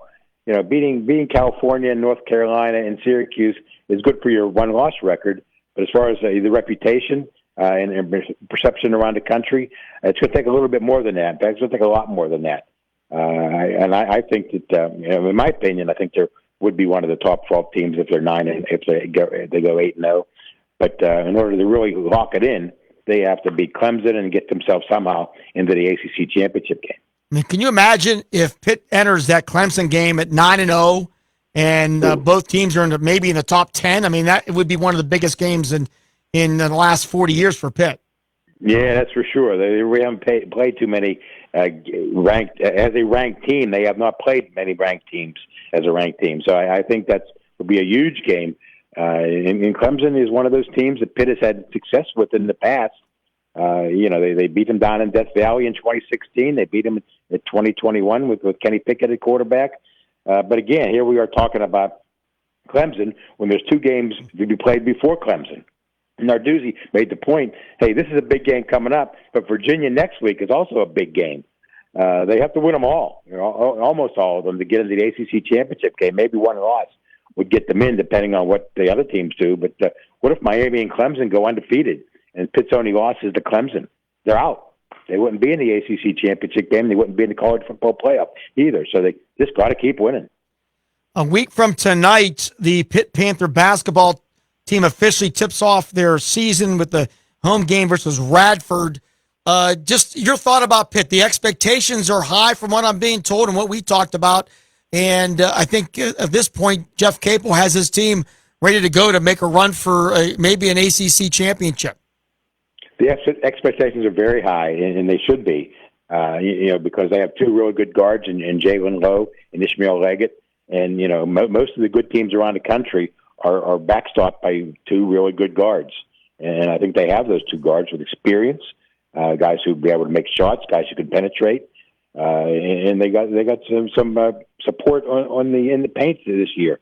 I think Cam Corrigan, the Florida State transfer, is going to be way better than Federico was on the offensive end, and that's where Pitt was mainly lacking last year. Maybe if Corrigan had been on a team last year instead of Federico, they'd have won a couple more games, and they would have been in the NCAA tournament. But missing the NCAA tournament this year is not going to be tolerated by the fans, because last year the fans tolerated it because everybody thought the Pitt should deserve to be in, and they got the short end of the stick from the NCAA tournament committee. But not making it this year, 2 years in a row, is not going to be something that's going to sit well with the fan base, or it's not going to sit well with the players and the coaches either. So it's a more challenging non-conference schedule. Ohio State's on it, Mississippi State's on it, I think Wisconsin's on it. It's going to be real difficult, for Pitt to build up their reputation. But I think they have the horses to do it. LSU as well in November, West Virginia. So, yeah, there's no question the schedule has been beefed up, and there'll be no excuses if Pitt has a good record and they don't get in, because there's no doubt they have increased their out-of-conference schedule, which has to help but they have to win some of those games. They have to win almost all of those games, and then they have to hope that if they lose them, that the same thing doesn't happen last year when they lost to Missouri. Missouri went winless in the SEC. They beat West Virginia, but West Virginia had a horrible season. So they have the way things work in college basketball, you have to hope the teams you play end up having good seasons after you play them, whether you beat them or not. And it's kind of a strange system. You're depending on other teams, but that's the way it is when you have so many good teams around the country. Jerry, we appreciate your time as always. Have a great week. We look forward to chatting with you next Monday. All right, Bob. Thank you. Have a good night. All right, Jerry DePaula of Trib Live Media. As Pitt and SMU, we will have some of that game on Saturday, as we will be joining it in progress. We have playoff game Saturday night, Lakeview and Greenville at 7, and Pitt kicks off at 8. So if all goes well, we will join that game around halftime. So doing the best we can, Mark Slazak. You might want to switch mics. For some reason, we have lost number 2. Then we will. There you go. There you go. Here you go. We're back. Okay. It's just the guy pressing the buttons. Yeah, no, it's not me. Sometimes it's not it's the bow and the arrow. Sometimes, not always the archer, is what I say. So I gotcha. Talking about Greenville and Lakeview, I think we have Coach Mike Mennel joining us now, the second-year head coach from the Greenville Trojans, and what a storybook season it has been. Greenville 1-9 in Mike Mennel's first year a season ago, and they have flipped that to 9-1, including a region championship, and the team getting ready for a big playoff game coming up on a Saturday night in Hermitage as they take on the Lakeview Sailors. Let's see, Coach Mennel, are you there? Hang on one second. Let me get you on. All right, I think I got you now. You there? Wait a minute. How's now? All right. Can you hear me, Coach? Let me try this again. Hang on one second. Coach, you there? I don't know what's happening either. It's technology at its finest, but we'll continue. Coach, first off, congratulations. Has been obviously a amazing turnaround for the program. It's got to be the excitement's got to be at an all-time high. Just talk about your feelings here on this Monday before a big playoff game coming up on Saturday.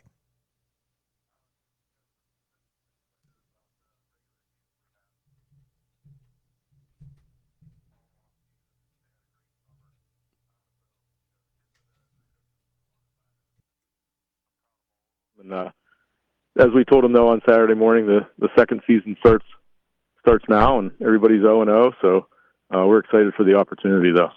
Coach, what's been the key? I mean, what's the difference between last year and this year? I mean, certainly the kids that we had back experienced adversity and you know their fair share of setbacks, and they also played in a very competitive league against good teams. And I think, you know, they worked hard. They paid attention to the details. They took coaching. They were hungry for some success after what they experienced last year. And how much did that help? I mean, you played in that brutal region, and there was no off nights, and there's no question you had, you know, some tough nights, I'm sure, after games. But you knew once the new setup occurred, the program dropped a single way, that no doubt better days were ahead. Yeah, and I mean, we played in a very competitive region. It was a lot of fun. I mean, we got to go to new places. We got to prepare for new teams. You know, which I think, you know, that was exciting. Part of the new experience, and again, the kids have embraced whatever challenge we've thrown their way. And I think, you know, we always talk about when you have an opportunity, you have to take advantage of your opportunities. And you know, we've dealt with injuries, and kids have stepped up, and so, you know, I think they're just you know, they're enjoying their opportunities. They're making the most of them. What's the identity of this year's team, Coach, from your perspective? Honestly, well, I mean, I think it all starts with the kids up front, and I know we've had some of our skill kids have had phenomenal nights and phenomenal plays and phenomenal years, and they're great. But you know, the offensive and defensive line is definitely the identity of our team. If we play well, it's because we were more physical, and those guys set the tone. We're talking with Mike Mennel, head coach of the Greenville Trojans. Coach, what was the turning point? What was there a singular moment where you and your team felt like, okay, we might be pretty good this year? I honestly think, you know, we jumped up against Sharpsville, and then they tied it back up, and there was a break in the action in the third quarter, and I think, you know, they just looked at themselves and they realized that they were ready to take the step, and I can't even remember who, but somebody stepped up and made a play. We scored a touchdown, and you know, last year we lost a couple of games in that same situation. This year they found a way to win, and I think at that point they believed that they were capable of doing that. So I think that was it would be in the second half of the Sharpsville game for sure, which, you know, a very good Sharpsville team. And that was week 2 right after you lost your opener at Wilmington. And no question, you know, imagine some of those thoughts coming in if you go 0-2. Yeah. I mean, I think, and we knew that. I mean, opening with Wilmington and Sharpsville, there was a very real possibility that any record was on the table. And, we felt like it was important for the kids to get one of those two. And they found a way, they responded, and, they've been picking up momentum ever since. Coach, the District 10 brackets came out yesterday, and Greenville getting the 2 seed, and you'll be taking on Lakeview on Saturday night at 7 o'clock. We'll have the game on Sports Radio 96.7. But what was your reaction and the reaction of the team? You won the region, you're 9-1, but you didn't get the top seed. Was that something that has irked you, or is that something that you're using as motivation? I think the seniors came up with the motto for the year, everything earned. So, for us, the important part was, goal one was to get better every week, give ourselves an opportunity to be in the playoffs. And, we're here now and one game at a time. And, quality opponent in Lakeview. I mean, the first time we played them, I think we played very, very well. We took advantage of opportunity. So, we know we have a tough game on Saturday. We're just excited for the opportunity to compete in this tournament. What's been the mood like in town? I can imagine there's a lot of excitement surrounding the school and the program. There's a ton of excitement, and the support from the community, alumni that have moved away has been incredible.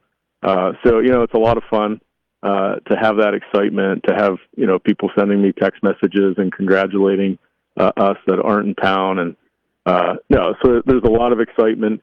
And I think the kids sense that and feel that. And, just a lot of excitement, a lot of pride. And I'm proud of these kids for sure. One of the key stats of the year for your football team, and you know it, and I'll give it out right now. After week 1, your loss to Wilmington, you have not given up a point in the first quarter. You've gotten off to great starts. That's no question has had to contribute to your success. Yes. I mean, the defense has really bought into the idea of everybody needs to do their job and do it well. And, they don't want to let each other down. And that has been huge for us. They take advantage of opportunities. They create turnovers. They play hard. They play together. And that's obviously a pretty good recipe for success if your defense can shut teams out in the first quarter.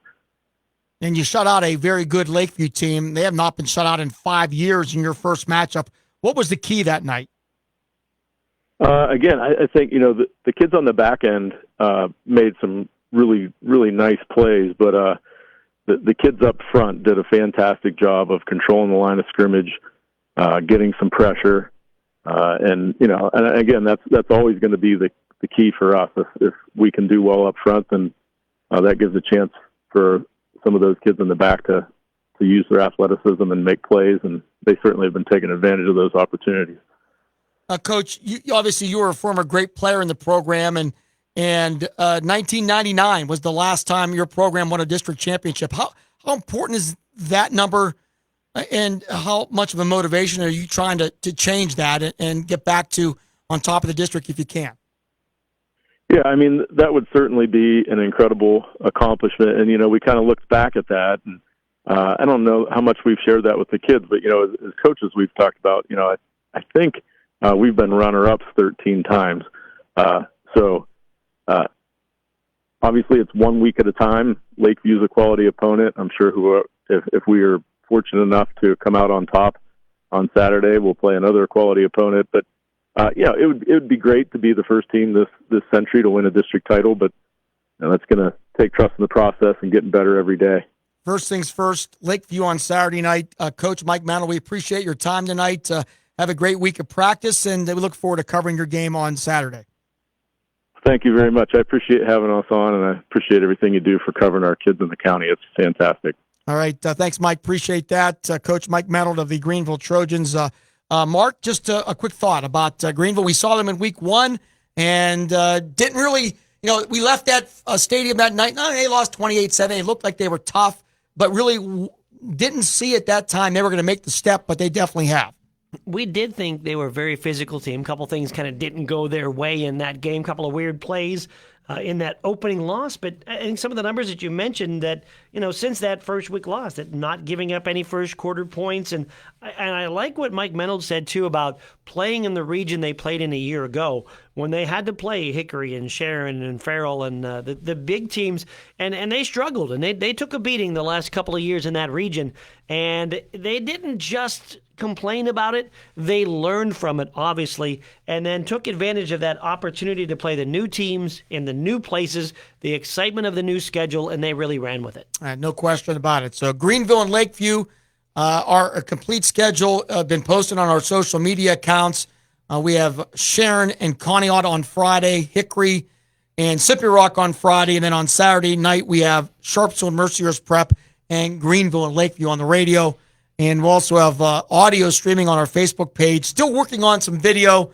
It's a little bit more challenging with the cost at this time of year, but if we get some support, we definitely will add that later in the week. We're going to take a break and come back, and we'll hear from Tom Reisenweber of the Erie Times. This week in District 10, coming up next, this is the Pick Sports Line, presented by Flynn's Tire, right here on 790 WPIC, Sports Radio 96.7. Joe Flynn here with Flynn's Tire. Let the Flynn's Goodyear credit card help you save all season long. Get up to $200 back by online or mail-in rebate on a set of 4 select Goodyear or Kelly tires when you use the Flynn's Goodyear credit card. Offer valid on purchases made October 1st to December 31st, 2024. So when you need tires, just drive in. Flynn's will get you in today. And tell them Flinny sent you. The Goodyear credit card is subject to credit approval. Terms and conditions apply. I've worked hard to make my house a home, and I expect my insurance to work hard too. That's why I'm with Erie Insurance and my local agent. They offer the service I deserve, the coverage I need, all at a price I can afford. Your local Erie agent in Hermitage is Reinhardt's Insurance. Get a quote at 724-342-2291 or visit reinhardts.com. Go to erieinsurance.com for company licensure and product details. Stay refreshed and hydrated with Herman's Water, your go-to bottled water choice in the Valley since 1908. Herman's premium spring water is sourced from nature's purest springs, delivering a crisp taste that quenches your thirst. Say goodbye to dehydration and hello to hydration. Visit hermanswater.com to order your supply today that can deliver to your home or office for free. Ask about our new customer offer of 1 month free rental and 2 free bottles. Herman's Water, when taste matters. In 1973, Lock, Stock, and Barrel opened their doors and served their first of over 3 million giant submarine sandwiches. And they still serve 42 whole subs on 15-inch buns. Lock, Stock, and Barrel also has burgers, specialty sandwiches, wraps, gyros, salads, wings, and even breakfast. Lock, Stock, and Barrel is also a full-service deli. Party rings, meat and cheese trays, and cold veggie trays are all available. Open Tuesday through Saturday. Closed Sundays and Mondays. Now it's time for This Week in District 10. This Week in District 10 is brought to you by Flynn's Tires and Auto Service. Here's Bob Greenberg and the Erie Times' Tom Reisenweber. And it's that time of the week, This Week in District 10. Tom Reisenweber joining us from the Erie Times, GoErie.com. A very busy time of the year. They say it's the equinox in professional sports. It's probably the equinox for Tom today as well, with so much stuff going on in District 10. Yeah, it's a fun time of year. This is probably going to be the busiest week of the fall. Not only do you have the D10 championships going on, semifinals right now for soccer. I guess the championships going on. Also, boys soccer, girls soccer, girls volleyball, a couple days, and then full slate of football this weekend. So it's a lot of fun, and I'll give you a quick update here. With 6 minutes to go in the first half, in 2A girls soccer, Fort Wolf just scored to go up 1-0 on Grove City. All right, so Grove City, the undefeated Eagles, trying to get to the District 10 championship game, but trail 1-0. Tom, let's talk about District 10 football. The brackets were released yesterday. Some eyebrows raised in some of the issues, particularly with some of the sites and maybe even some of the seedings. But overall, no major surprises. No major surprise. I think overall the brackets are pretty set. I think there could have been a change here and there, but overall, when we have 6 classes now, it's pretty much spread out to the point where teams decide their own seeds throughout head-to-head play. And I was looking at the brackets again today that almost every game is a rematch from this regular season, except for 2A. I believe most of 3A is, most of 1A, of course 4A, and 6A, all rematches from this regular season. So, combined with smaller regions, crossover games, there wasn't really much. I think it was a 15-minute meeting on Sunday for D10 to discuss. Probably the only thing they really had to discuss was sites. Some of them were confusing. LaBeouf Corey going to Warren, kind of it doesn't really make a lot of sense. But overall, I think pretty good job by D10. We've talked about this, and I think it's a good debate on the current setup for District 10. I guess my question is, Tom, considering where we were to where we are now, is the system better? Yeah, I don't think so. The six-class system is crazy, but I think the playoff system's gotten better for D10. I mean, it's kind of easier, I guess, with the way things are set up, but the seeding, I think, is a lot better. The previous system was just a little nuts with the crossover. You had a lot more mismatches, I think, with that. So I think the current seeding system is better. Six classes is certainly not better. At some point, hopefully, we all get together the perfect system. And I think from the six classes angle, I think the one thing that jumped out to me yesterday was there was really no drama. I mean, think about historically, District 10 committee meets. There's teams on the bubble, biting their fingernails, wondering if they're going to get in. But we had none of that yesterday. No, really, no drama. And even with you look at the results every year, same teams are winning every year.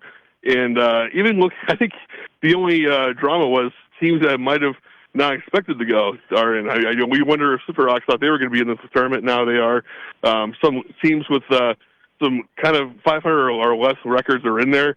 So, there's more drama about the last seeds than actually like who the best teams are anymore. So it's tough because we're just so spread out geographically that six classes makes no sense in D10 anymore. The most discussion I got, I think, and you maybe saw it as well over the last 24 hours, was Wilmington at 6-2, the number 1 seed. Greenville at 9-1, the 2 seed. Greenville won the region. Wilmington did not win the region, but Wilmington beat Greenville.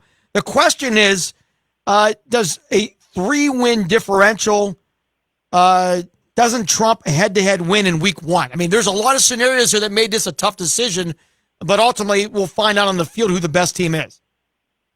Yeah, I think there's two things I really kind of hammer home on this whole idea was, one, Double-A Farrell is in Region 1. If they're not in there, Wilmington goes 8-1 with their only loss to Hubbard, and they're the region champion. So it's the same resume as Greenville, except you have head-to-head to win. So I think you have to really take into account the Farrell factor. And also, if it was like 28-21, 21-17, something like that, I would agree that Greenville has a legitimate argument. But 28-7 is a pretty resounding win. I know it was week 1, but that was a pretty big win for Wilmington. It's tough for Greenville. I know it's week 1 after a tough year last year. Coming back your first game, you got to face them right away, and maybe it's a closer game. They face each other in week 5 or week 7. But overall, I think Wilmington definitely deserves the top seed, and Greenville has a chance. Win a couple games and go and prove it in 2 weeks from now. Yeah, Wilmington, the 1 seed, Greenville, the 2 seed, Cambridge Springs, the 3 seed, Reynolds, the 4 seed. I just got the news from Xavier Zakwich's family that sadly their outstanding quarterback for Reynolds fractured his tibia Thursday night. He is out for the football season, so that is going to be a significant loss for the Raiders. Yeah, it's a tough loss because he's such a good player. He's a playmaker, can break open a touchdown at any point, and now you have to face a very experienced Eisenhower team who's been in the D10 championship or at least a contender the last 4 or 5 years. Obviously, they're kind of small on depth, and Reynolds has a 15-0 win over them this year. But without Zakirich, this could be a much closer game. It could be one of the better games of the whole weekend now. I don't know if you made your predictions yet, but who do you think is going to win this 1A field? I have Wilmington. I think the experience and the coaching of Brandon Fillion is huge. I know that's a small senior class. They only have a few seniors total. They're still fairly young, but they have that experience. Playing in Mercer County the last 2 years, that region was just brutal. Those kids have been through a lot, but they've done everything they need to do this year. They've won all the big games they've played. Hubbard's a really tough team, but they've done a great job. They've played Farrell tough. I just think Wilmington, Greensboro's red hot right now, but I think Wilmington is a team to beat. In 2A, Farrell and Seneca will face off Saturday night at Wilmington. Mercier's Prep in Sharpsville at the Vet in Erie. This Mercier's Prep Sharpsville game would appear to be one of the most highly anticipated games of the weekend. Yeah, it's very interesting. It's kind of a reverse of last year. Last year, you had Colin Summers, one of the best playmakers in D10. That was Mercier's job to shut him down and try to slow down Sharpsville. Now you have kind of the reverse. You have Vinny Feliciano having one of the best sophomore years in state history with over 2,000 yards rushing this year and a ton of touchdowns. Sharpsville's going to find a way to stop him. So I think the key matchup in this whole game is going to be on the line. Now, Mercier's has a big line, but at times they don't play tough on offensive line. They're always kind of hungry and ready to sack someone on defense, but they do take drives off sometimes on offense. So it'll be interesting to see how they react. When it was 7-7 against Northwestern, the coach tuned them up a little bit on the sideline in the third quarter, and they ended up dominating on the offensive line after that. So if they come in fired up, we'll see what happens. But Sharpsville, also a very good line, so that's going to be a great matchup on Saturday. Did Seneca at 8-2 have an argument to get to the 3 seed or the 2 seed or any of the seeds above them? Well, they had a chance to even play themselves to the 2 seed. They played a great game with Mercier's Prep. It was a tie game in the fourth quarter, but they fumbled on 2 straight drives, ended up losing by 1 touchdown. They gave a long touchdown run to Feliciano in the fourth quarter. So they had their chance. If they had won that game, they'd be 9-1 right now in the 2 seed, but they just take care of business against Mercier's Prep, so they dropped down. I mean, I don't know if you want to go 3 seed and make them play Mercier's and have Sharpsville Farrell again. So I think it's a pretty good setup by D10. 3A bracket, Sharon the 1 seed, Hickory the 2 seed. Is there any way we're not going to see Sharon and Hickory in the finals? No, unless there's some kind of crazy string of illness or injuries, there's no way that could happen, I don't think. So, knock on wood. But, I think that the next best team after those top 2 is Titusville, and Titusville got blown out by both of them. Corey is about the same level as Titusville, but Hickory and Sharon are so good. I wouldn't be surprised if you see 4 or 5 starters rest from both teams this week. Nothing against Conneaut or Super Rock. It's nice they can make the playoffs, but they're not on the same level as these 2 teams. So Hickory and Sharon are state-level teams, are state contenders. So I think they're going to roll this week, and then they're going to take care of business next week against whoever's left. And I think maybe next week if you catch them off guard because they're so laser-focused on each other that they kind of slip up, but I just don't see that happening. So they're so well coached, and there's so much speed and there's so many athletes that I think you can mark down Hickory Sharon for the D10 title. I think Sharon was a little bit surprised even at a game. There had been a lot of talk there was going to be a 7 or even a 6-team bracket, but District 10 elected to put 3-7 Slippery Rock in and 5-5 Conneaut. Yeah, I would have preferred the 6-team. I know Conneaut's a very good story. 3 years ago they were 0-9. Josh Blood took over. They went 1-8, then 2-7, now 5-5. They've been building that culture. But I just don't think it's enough to make a 16 or 17 bracket or 18 bracket. If they had beaten Slippery Rock, they'd be a 17 right now, and Sharon would be resting. But a good story over what should be the right thing to do. I just don't see it. So it should be a 16 bracket right now. Tom, lastly, Peterborough will hold their cross-country state championships this weekend. District 10 in Mercer County highly be represented. Lakeview boys and girls, Grove City boys, Prep girls all winning District 10 championships. There should be a lot of medals coming back from Hershey, I would imagine. A lot of D10 medals, and as long as they take care of business, I think you're going to see Grove City boys bringing back the state title, which will be our second state title this fall after Fairview Girls Golf. So it's going to be a really good start to the fall season for championships for D10. Grove City, I think, they're right there. Definitely the favorite going in. You never know what can happen in the other classes. We have a good performance here and there. So, but I think we're going to see a lot of individual medals and maybe even more than one team state title. Tom, we appreciate your time as always. Have a great week. We'll look forward to chatting with you next Monday. All right, thanks a lot, Bob. All right, thanks. Tom Reisenweber of the Erie Times, and some great insight there. Mark, a thought or two about the brackets as we went over? Anything that jumps out? I think probably the biggest 2 things, and they were both brought up, and you talked about them, or the one is that you win a region, but you don't get the 1 seed against a team that was with your region. That'd be one thing, and I think the second thing would be, whether or not that they should have had Conneaut in there as that extra team, but I don't know. You could even ask Coach McElhaney maybe what he thought. Would he rather have a week off or rather have a week playing? Most of those coaches would rather play at this point and get that playoff season rolling and keep everything you got going in a positive direction. Yeah, I would agree. It's an interesting position to be in if you're a Coach McElhaney, particularly because I think most people didn't anticipate that Harbor Creek, who had a 500 record, would opt out. So once they opted out, that kind of opened the door for Sippy Rock to get in. And I don't think Hickory or Sharon anticipated, especially Sharon, anticipated playing a game this weekend. And with Harbor Creek at 5-5 and Conneaut also at 5-5, it's tough to keep one or the other of those two out to kind of keep them both there too. So that probably was part of it when you look at it. And I think a really good point made by Tom as well. Greenville won their region, but they didn't have Farrell in their region as Wilmington did. And, you take maybe that game away and then everything else comes out even, and Wilmington beat Greenville. So some good points made by all. I think the committee did a nice job in putting that together. It was enjoyable to listen to you and Briggsy and Tom on the spaces yesterday on Twitter to talk about that. And of course, if people want to hear that, they can still listen to that as well on X. So it was neat to hear that. I think guys do a good job of just kind of talking over, thinking about all the things. And Connie had a nice story, and I guess I don't feel bad about them getting a chance to get in. If you get a chance to get the playoffs, you could opt out. If you don't, then you play. And good luck to Connie, but they're going to be in a tough spot taking on Sharon. And we're talking high school football. After the break, I'll come back and get the plays of the week as we normally traditionally do. But let's jump right in, Mark, and look at week number 10. Yeah, last week we saw a lot of different matchups because you've got some teams opting out, but the game we had on the air was Cathedral Prep, a 7-0 win over Farrell. What a game it was. I mean, you think about Farrell, they're a 1A team that was forced up to 2A, and they got a call. Bill Flanagan told me, the athletic director at Cathedral Prep, that they were looking for a game in week 10. They called Amp Geese and said, "You guys want to play?"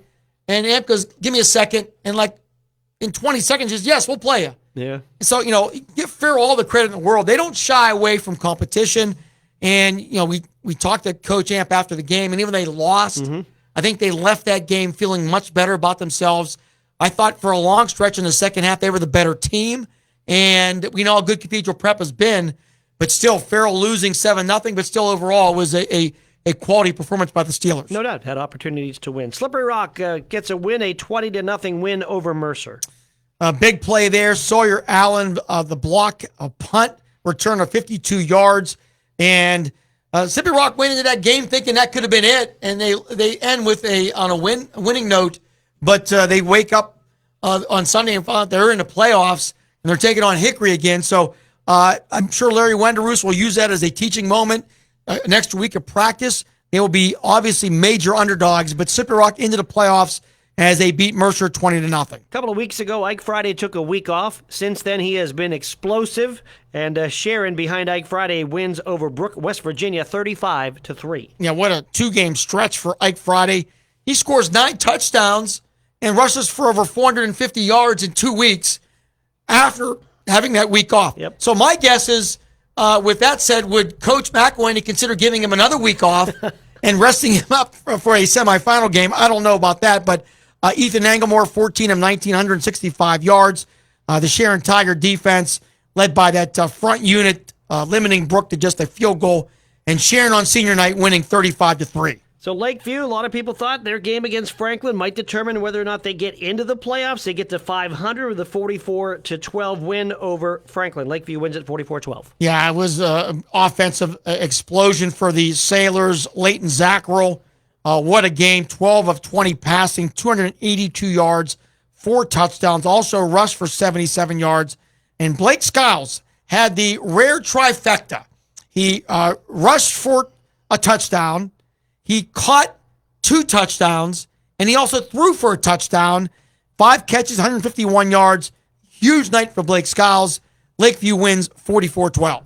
Greenville was a 27-6 win over Eisenhower. Now 9 straight wins for Greenville. And Rudy Gentili with a career high, 167 yards rushing, 2 touchdowns. Nick Solderich, 104 yards rushing and a touchdown. The Trojans, I saw some of the comments in the Record Argus.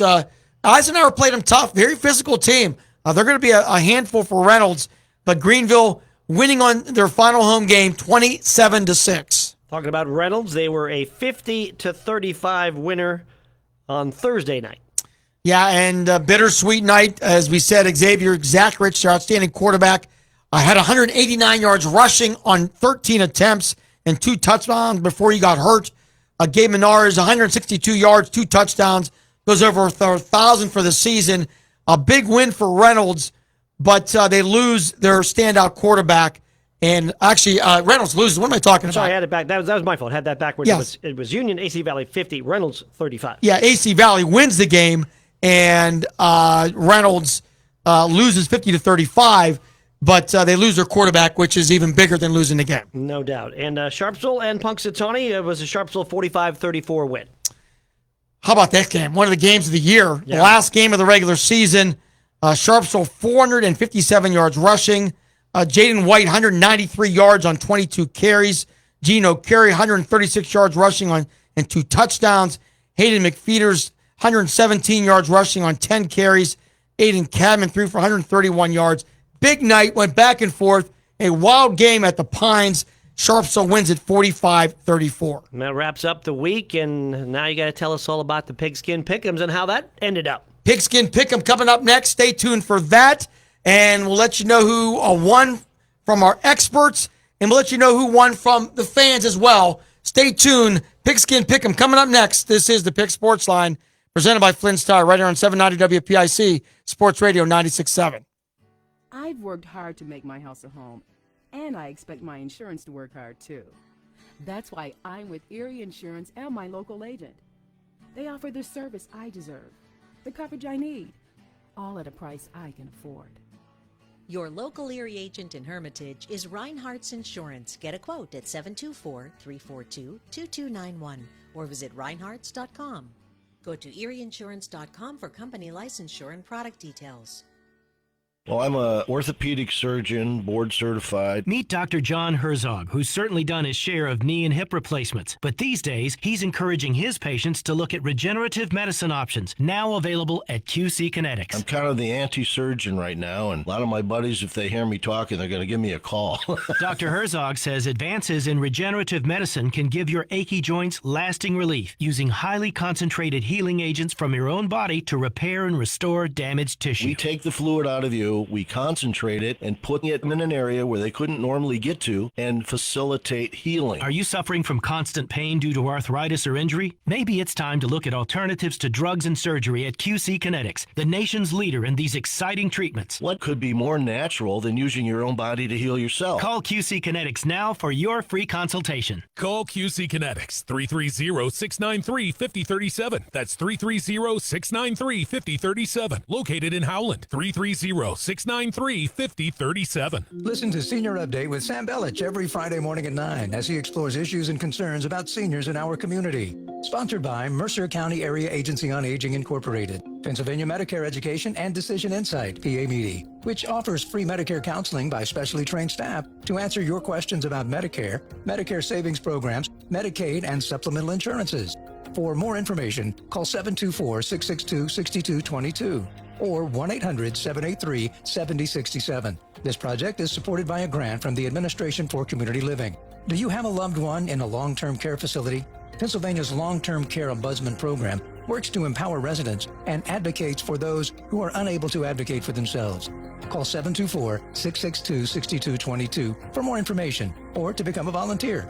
Listen to Senior Update every Friday morning on News Talk 790 WPIC on air, online at 790WPIC.com, and on the 790 WPIC radio station app. Imagine a bathroom that's not just a room, but a sanctuary. At Warner's Homes and Improvements, they believe in taking the time to get it right. That's why they are proud to introduce their bathroom installation service, where done in a day is a thing of the past. Experience the difference of a bathroom designed for you, not the clock. Visit Warner's Homes and Improvements on Route 19 in Mercer or at warnerconstruction.com. Warner's Homes and Improvements, where your bathroom is our masterpiece. Don't rush perfection.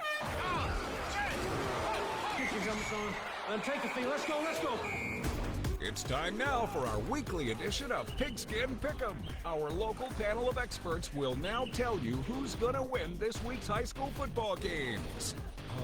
They're not that good, so how about some educated guesses? They're not that good either? Well, why don't they just flip a freaking coin?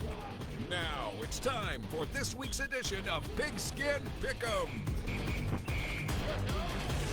All right, here we go. Pigskin Pick'em. This is the final week, week 10. And we traditionally do not do playoff games because I don't like to pick against the local teams. That's not good. It's even hard to pick week 10, but I don't want to pick the playoff games either. No. We're all on board rooting the local teams on, so we do not even want to go down that road. So that's why we ended here. We want to thank Vay's Pub and Grill. They have been a great sponsor, providing us a $25 gift card every week. So you fans and even the experts have a chance to win. Last year, it was Mark Slazak and Hugh Ringer were co-champions of Pigskin Pick'em. There's no co-champion this year. The winner of Pigskin Pick'em 2024 with 69 wins, a dominant performance, winning by 3 games. The Professor, Ryan Briggs. Quite amazing. One of the biggest gaps ever. Yes. The 3-game win is amazing, and congratulations, Professor Briggs, on the win. And Tom Reisenweber on second place, and me and many others in third. I get that, too. Tom took second and 67 wins. But I've leapfrogged all the way up to third place. Yours truly, very proud of that. Yours truly was right there. You but fell to third. I gambled at the end. You fell like a rock to third while I was rocketing All I up. want to do is win. I don't care about third, but I took third along with you. Also, Hugh Ringer. Art Shannon took third. All tied for third. Tied for 7th was Rob Molson from the Herald. Chris Birch, Landmark Information. In 10th place, which is second to last, Darren Steele.